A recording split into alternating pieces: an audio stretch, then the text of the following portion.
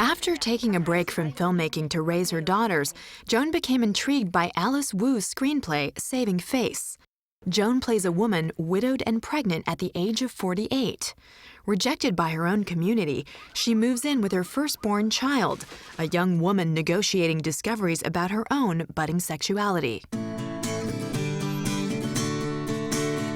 I didn't actually think Joan was right for the role, because her name came up, obviously. She's such an accomplished actress. And the role of the mother, like, it's fine for the mother to be beautiful, but the role of the mother in Saving Face, like, starts off as a fairly, like, she doesn't have to be frumpy as much as she needs to look like one of those women who's more or less given up on life. And so when people said Joan Chen, my images of Joan Chen are, I mean, she's the sexiest woman alive.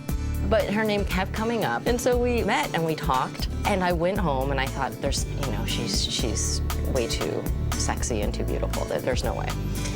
And she started emailing me, saying that she heard that I thought she was too beautiful and too sexy. And so she started sending me these photos of herself that were like any photo she could find in bad lighting.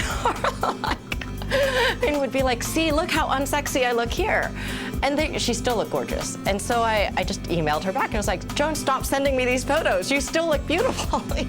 But Joan's persistence, along with perfect timing, changed Alice's mind.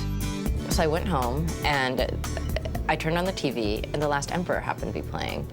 And I haven't seen that film really since I saw it in the theater.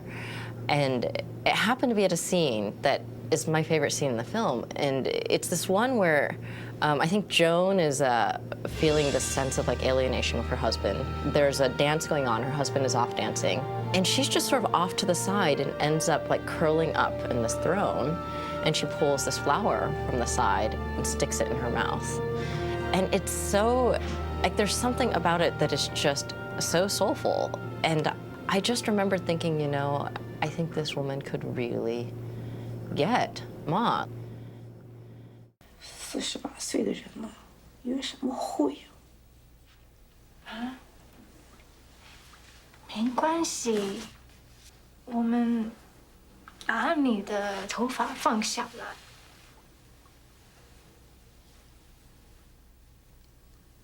怎么了？我的脸怎么了？ Ma, you're beautiful. We talked about the role, and then we talked about our lives in a way where I could really see how much this woman had been through in her life, and just how much she really understood humanity. I stopped acting for 5-6 years, and life prepared me to take on a part. I became a mother. I claimed motherhood, and I'm at a happier stage of my life right now that I could feel affection and to laugh with her, the character. Having been Angela's mother for 5 years before she shot Saving Face, it gave her the work. It gave her the foundation to be accepting of herself as a pregnant middle-aged woman and accepting of herself as a mother, accepting a gay daughter. I don't think she could have done that role 7 years ago. Now in her 40s, Joan is determined to master the delicate balance between life and work. It is an ongoing challenge for a woman whose unending curiosity makes every opportunity a tantalizing possibility. It always seems like she's on, you know, the precipice of doing new things, and then she does something new. And I think she's really open to that. I mean, I don't think she's really someone who sits around and goes, oh, the glory days of being 15. You know, I think that there's a part of her that's always looking in the future, and it's like, okay, well, what am I gonna do next? I think Joan would like to be settled in. I think Joan would like to be able to not have unexpected things happen to her and be excited by it. I think she'd like her life simpler, but she can't help but be completely fascinated by new things. My experience in life is that when I just flow, when things happen, I still make an effort. I don't just get a free ride. Things happen because of a deeper reason. It's not because of a superficial plan. A much deeper and more right reason for things to happen in your life when you flow. Before we return to Joan's story, we bring you another ripple effect, a look at the life of someone whose name you might not know, but whose choices are changing the way we live. It's a tale of a woman whose beginnings were humble, but her dreams and determination know no boundaries.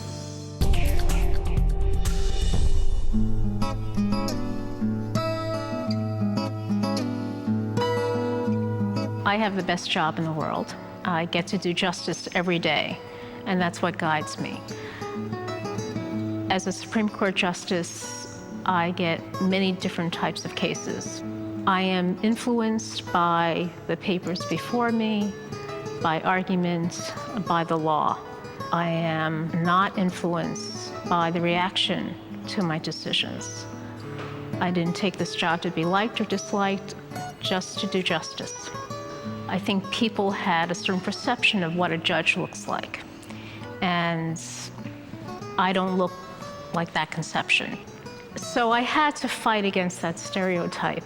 And it's interesting because I ran into an acquaintance and they said, well, you know, you just don't look like a judge. And I said, would you want somebody to be fair, to deliver justice equally to everybody, or do you want somebody who looks like a judge?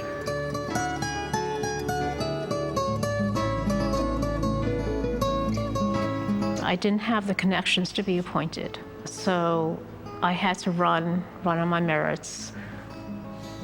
I was called Chinky on the street, walking down the street by some campaign people from the other side. At one point, somebody suggested that I not bring my daughter around because it wasn't safe. So it was not what I expected, but again, it's something you overcome. I'm proud to be Asian American.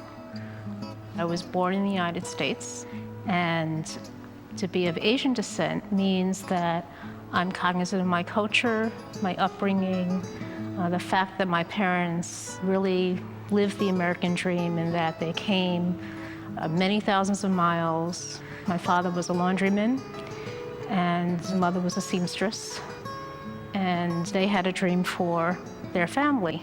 I was the first one to go to college, and I didn't start thinking about becoming a judge until I was more than 10 years as a lawyer.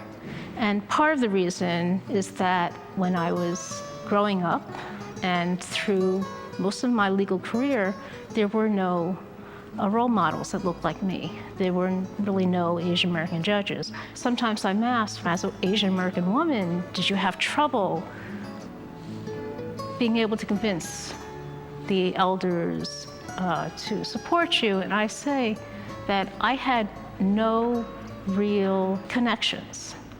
And if I could do it, anybody can do it. Every good thing that I did, every bad thing that I did, every screw up in my life was just a preparation. And next, Joan reveals her 8 treasures.